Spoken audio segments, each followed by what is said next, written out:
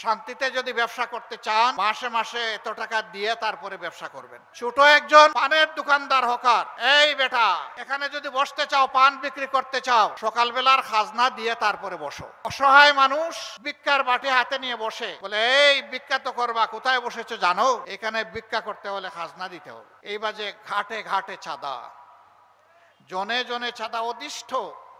আপনি একটা বাড়ি বানাবেন, দেখবেন যে মানবরূপী দানবরা এসে হাজির হয়ে বলবে, চাচা বড় ভাই বাড়ি বানান, অসুবিধা নাই, আমাদের দিকে তাকাতে হবে। তো উনি বুঝতে পারছে না যে কোথায় তো বলছে, তো আবার তাকাবো কি? বলে যে হ্যাঁ আপনাদেরকে দেখতে পাচ্ছি। কই এই ধরনের দেখা না। তাইলে কি ধরনের দেখা? কই জানেন তো এখানে আমাদের বড় ভাইরা আছে, আমরা তাদের সাথে চলি, আমাদেরও কিছু বিষয় আশা আছে, খরচপাতি আছে, এটা একটু দেখতে হবে। তিনি বলেন, বাবা আমি তো আমার বৈধ জমিতে বৈধ আয়ের সঞ্চয় থেকে আমি বাড়ি তৈরি করছি, অথবা ব্যাংক লোন দিয়ে বাড়ি তৈরি করছি, আপনাকে আমি চাঁদা দেব কেন? কই ঠিক আছে, আগামীকাল থেকে টের পাবেন কিভাবে বাড়ি বানান। আপনাদের এলাকায় তো সমস্যা নাই। ও বাবা এগুলাও এখানে আসে, সবই আছে। তাহলে আমাদের সন্তানেরা কি এই জন্য জীবন দিয়েছে? দেয় নাই। আমরা আল্লাহর নামে শপথ করে বলছি, হে সন্তানেরা, তোমরা যারা জীবন দিয়ে দুনিয়া থেকে বিদায় নিয়েছো, জাতিকে ঋণী করে মুক্তি দিয়েছো, শ্বাস রুদ্ধ করে এই জাতিকে আমরা কথা দিচ্ছি, তোমাদের স্বপ্নের বাংলাদেশ গড়ার পথে আমাদের আপোষহীন লড়াই চলবে ইনশাআল্লাহ। এই সমাজ থেকে চাঁদা, দুর্নীতি, দুঃশাসন যতক্ষণ পর্যন্ত বিদায় না নিবে, ততক্ষণ পর্যন্ত তোমরা যে স্লোগান দিয়েছ সেই স্লোগান আমাদেরও স্লোগান। তোমরা স্লোগান দিয়ে জানিয়ে দিয়েছ, এখনো স্লোগান দিচ্ছ, আবু সাইদ মুগ্ধ, শেষ হয়নি যুদ্ধ। আমরাও বলছি, হ্যাঁ তোমাদের স্বপ্নের বাংলাদেশ গড়ে দেওয়া পর্যন্ত তোমাদের সাথে হাতে হাত মিলিয়ে, কাঁধে কাঁধ মিলিয়ে এই লড়াই অব্যাহত থাকবে ইনশাআল্লাহ। এই যুবকদেরকে অভিনন্দন জানাই, তোমরা দুঃসাধ্যকে সাধন করেছো, তোমরা আমাদের জাতীয় বীর। যারা জীবন দিয়েছে আল্লাহর দরবারে দোয়া করি, হে আল্লাহ তুমি তাদেরকে শহীদ হিসাবে কবুল করো, তাদের পরিবারকে তুমি সান্ত্বনা দান করো, আহতদেরকে তুমি সুস্থতার নিয়ামত দান করো, আর তাদের রেখে যাওয়া আমানত আমাদের ঘাড়ের উপর এর দায়িত্ব পালন করার তৌফিক আমাদেরকে দান করো। সম্মানিত ভাইরা, অবশ্যই নির্বাচন হতে হবে বাংলাদেশ, কিন্তু যেন তেন মার্কা নির্বাচন এই জাতি চায় না। নির্বাচনের মতো নির্বাচন চায়, সুষ্ঠু নির্বাচন চায়, যেই নির্বাচনে পেশি শক্তি আর কালো টাকার খেলা চলবে না, এমন একটা নির্বাচন আমরা চাই। নরসিংদীবাসী আপনারাও কি চান? শিওর আপনারা চান? তাহলে বড় লড়াইয়ের জন্য প্রস্তুত থাকুন। এটা সহজে আসবে না, আমরা বুঝতে পারছি। একটা ধাক্কা 24 জুলাই আগস্টে দেওয়া হয়েছে, আর একটা ধাক্কা এই জাতিকে দিতে হবে। তার সত্যিকারের অধিকার প্রতিষ্ঠিত করার জন্য আমাদের ভোটার তালিকা সংশোধন করতে হবে। যারা ভুয়া ভোটার তাদেরকে বাদ দিতে হবে। দুনিয়া থেকে যারা বিদায় নিয়েছেন তাদেরকে চিহ্নিত করে বাদ দিতে হবে। যে সমস্ত লোকেরা ভোটার হয়েছে কিন্তু নাম তালিকাভুক্ত হয় না, এই যুবকদেরকে তালিকাভুক্ত করতে হবে। এই জুলাই আগস্টের আন্দোলন সফল করতে সারা বিশ্ব বাংলাদেশের সাথে হাত মিলিয়ে একাকার ছিল। জেলে আমরা যেমন বাংলাদেশে ছিলাম, এই আন্দোলন করতে গিয়ে বিদেশেও আমাদের ভাইয়েরা জেলে গিয়েছে। তারা একই সাথে আমাদের সাথে যুদ্ধ করেছে, রিমিটেন্স বন্ধ করে স্বৈরাচারী সরকারকে লাল ফ্ল্যাগ দেখিয়েছিল। আমরা তাদেরকেও স্যালিউট জানাই।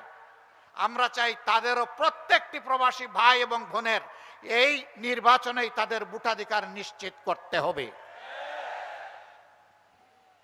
এরপরে মাঠ প্রশাসনে যারা আছেন, যারা অতীতে দায়িত্বের পরিচয় দিতে পারেন নাই, দায়িত্বহীনতার পরিচয় দিয়েছেন, যাদের হাত থেকে জনগণের কেনা, জনগণের পয়সায় কেনা বুলেট এসে জনগণের বুকে বিঁধেছে, আমরা তাদেরকে আগামী নির্বাচনে কোনো দায়িত্বে দেখতে চাই না। কথা একদম সাফ, এখানে কোনো ধানাই পানাই নেই। তিনি প্রশাসনের যে পর্যায়ে থাকুন না কেন, কিন্তু প্রশাসনের সৎ এবং দেশপ্রেমিক অফিসার যারা আছেন তাদেরকে আমরা কথা দিচ্ছি, তোমাদের দায়িত্ব পালনে তোমাদের হাতে হাত মিলিয়ে দেশবাসী কাজ করবে ইনশাআল্লাহ। প্রিয় দেশবাসী, বাংলাদেশ জামাতে ইসলামীর বিরুদ্ধে অনেক অপবাদ রটানো হয়। আমি জিজ্ঞাসা করি, বাংলাদেশ জামাতে ইসলামীর লোকেরা কি অন্য কোনো দেশ থেকে এখানে এসেছে? এখানেই তাদের জন্ম হয়েছে, আপনাদের সাথে বড় হয়েছে, আপনাদের সাথে বসবাস করে। তাদের চরিত্রের সার্টিফিকেট দেওয়ার জন্য আপনারাই যথেষ্ট। তবে আমি এটা দাবি করছি না যে আমরা নিষ্পাপ, কোনো ভুল করি না। আমরা মানুষ, আমাদের পাপ হইতে পারে, ভুল হইতে পারে। পাপ হলে আল্লাহর কাছে মাপ চাইব, ভুল হলে যার কাছে ভুল হয়েছে তার কাছে ক্ষমা চাইব। কোনো বন্ধু যদি আমাদেরকে আমাদের ভুল ধরিয়ে দেন, আমরা তার কাছে কৃতজ্ঞ থাকব। তিনি যদি ইতিবাচকভাবে ধরিয়ে দেন, আমরা বেশি কৃতজ্ঞ হব। তিনি যদি তার ভাষায় নেতিবাচকভাবেও ধরিয়ে দেন, আমাদের আপত্তি নাই, আমরা সহযোগিতা চাই। আমরা একটা বৈষম্যহীন, দুর্নীতিমুক্ত, দুঃশাসনমুক্ত মানবিক বাংলাদেশ গড়তে চাই, যেই বাংলাদেশে প্রত্যেকটা মানুষকে সম্মান করবে, নারী পুরুষ নির্বিশেষে, ঘরে বাইরে কর্মস্থলে সকল জায়গায় নিরাপত্তা এবং মর্যাদার সাথে তার দায়িত্ব পালন করবে, গর্বিত একজন নাগরিক হিসেবে পরিচয় দিবে। ধর্ম বর্ণ নির্বিশেষে সমস্ত মানুষ তার ধর্মকর্ম পালন করবে, কিন্তু তার ধর্মে অন্য কেউ হস্তক্ষেপ করার সাহস করবে না। আমরা এমন একটা মানবিক বাংলাদেশ চাই। সেই বাংলাদেশটা গড়তে গিয়ে আপনারা সবাই প্রস্তুত?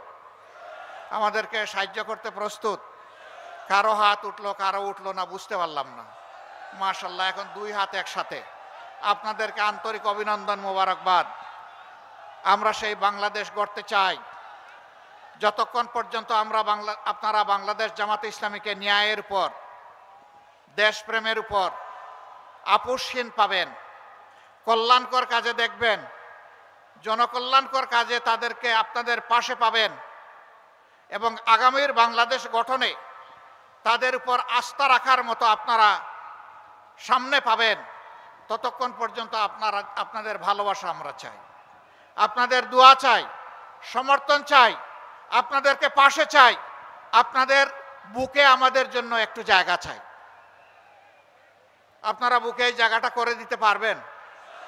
যদি সেই জায়গাটা করে দিতে পারেন, আমরা আপনাদেরকে ওয়াদা দিচ্ছি, আমাদের সকল আল্লাহর দেওয়া সকল শক্তির বিনিময়ে আমরা আপনাদের কল্পের, স্বপ্নের সেই মানবিক বাংলাদেশ আপনাদেরকে উপহার দেব ইনশাআল্লাহ।